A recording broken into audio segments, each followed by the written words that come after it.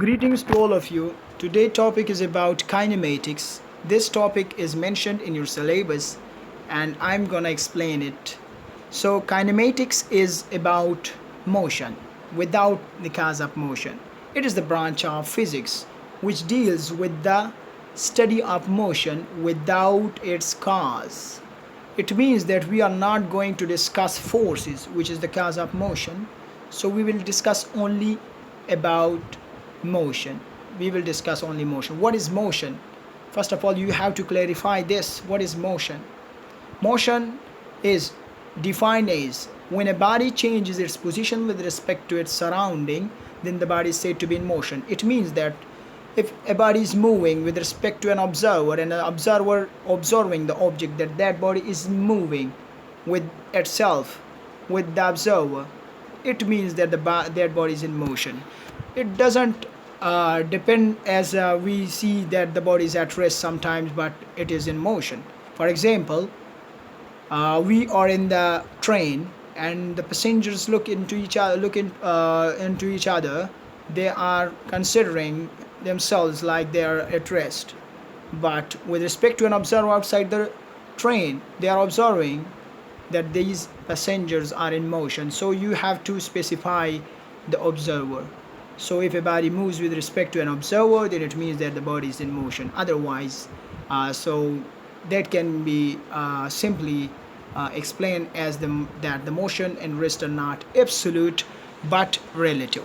What does it mean? That you will have to specify the observer. If the observer observe it as an emotion, then that object will be in motion. So simple definition is when a body changes its position with respect to its surrounding or observer, then the body is said to be in motion. And in kinematics, we don't explain the cause of motion, okay? So we will not study the forces in kinematics. Second topic is about distance. What is distance? In physics, distance can be defined as the length of the path followed by a body during its motion is called distance. Whenever a body moves and the path followed by that body will be called distance. It is denoted by S or H or D. So the System International unit of distance is meter, okay? So it is a scalar quantity. It doesn't need any direction for its complete understanding. So it is a scalar quantity. It can be curved path, it can be straight path, whatever the path is, but the distance covered will be important. That means that the path structure doesn't depend on the distance. And another topic is about displacement. Displacement is the shortest possible distance, straight possible distance from initial point to final point is called displacement. So whenever a body moves from one point to another in a short possible straight distance, then that short possible straight distance will be called displacement. Displacement is denoted by S having an arrow above. It means that we will define it as a vector quantity because it needs a direction from the initial point to the final point. That's why it is a vector quantity. And distance is denoted by simple S. There is no arrow above its head because it is a scalar quantity. The unit is same as that of the distance, which is meter, m, and it is the distance in the straight path from one point to another. Next topic is about speed. What is speed? You can define it as the distance covered by a body in unit time. Whenever a distance covers and it divides by the time, so the magnitude of the distance divided by time will give you the speed of that body.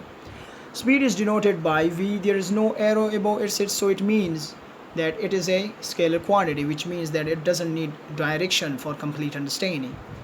Okay, so the unit of speed is meter per second. How this came?